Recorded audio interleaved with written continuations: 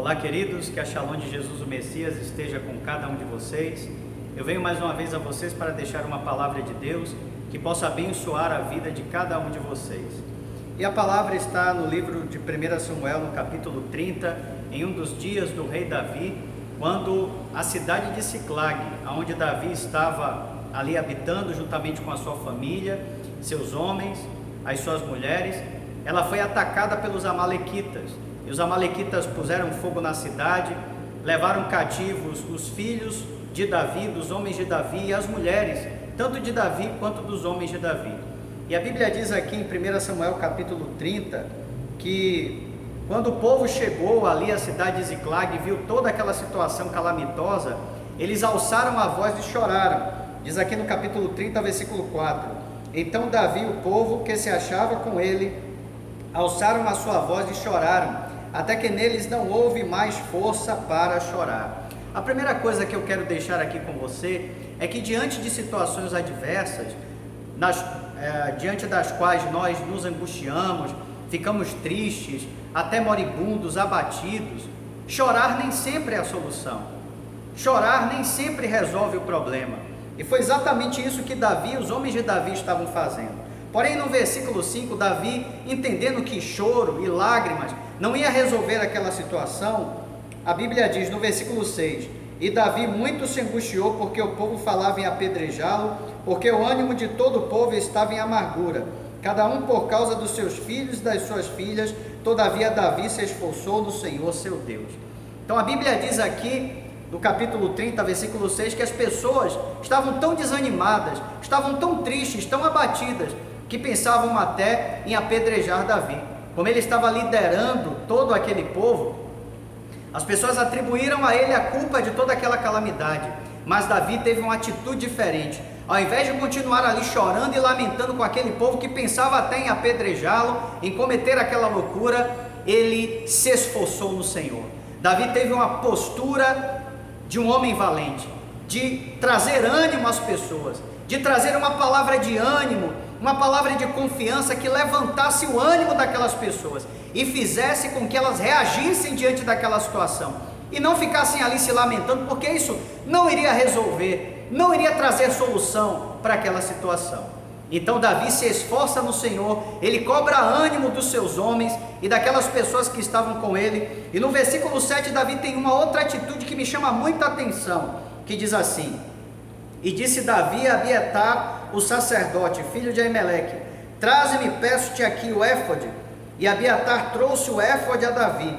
Então consultou Davi ao Senhor, dizendo: Perseguirei eu esta tropa, alcançá-la-ei? E o Senhor lhe disse: Persegue-a, porque de certo alcançarás e tudo libertarás.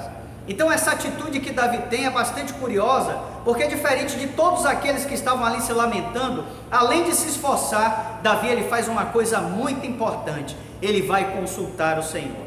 E eu quero perguntar para você, diante das adversidades que você tem enfrentado, dos problemas dessa vida, o que você tem escolhido fazer? Chorar, se lamentar, ficar prostrado, ou ter força, buscar em Deus força, se esforçar no Senhor e reagir?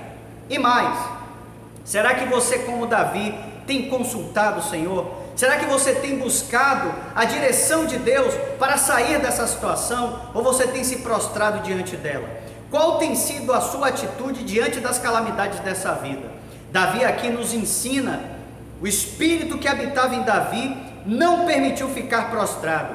Ele se levantou, ele reagiu, ele buscou o Senhor e o Senhor falou com ele.